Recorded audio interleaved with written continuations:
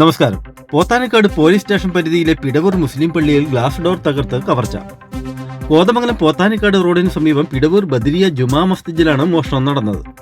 അർദ്ധരാത്രി കനത്ത മഴയിലെത്തിയ മോഷ്ടാവ് ഗ്ലാസ് ഡോർ തകർത്ത് പള്ളി ഭണ്ഡാരക്കുറ്റി എടുത്തുകൊണ്ട് പോവുകയായിരുന്നു.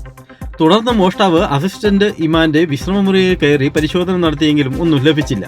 പോത്താനക്കാട് പോലീസ് സ്ഥലത്തെത്തി പ്രാഥമിക അന്വേഷണം നടത്തി. പള്ളിയിലെ CCTV ദൃശ്യങ്ങൾ ശേഖരിച്ച് പോലീസ് അന്വേഷണം ആരംഭിച്ചിട്ടുണ്ട്.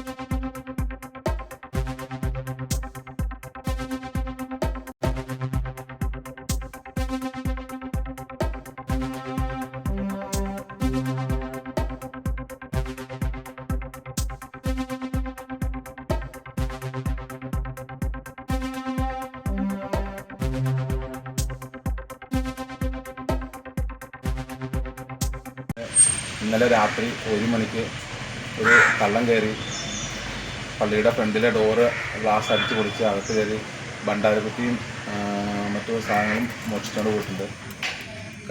CCTV വിഷനുണ്ട്. ആളുടെ കാഴ്ചയിൽ ഒരു ബായി ആയിട്ടാണ് തോന്നുന്നത്. ഏകദേശം ഒരു 15,000 രൂപയുടെ നഷ്ടം നിലവിൽ പള്ളിക്കുണ്ടായിട്ടുണ്ട്.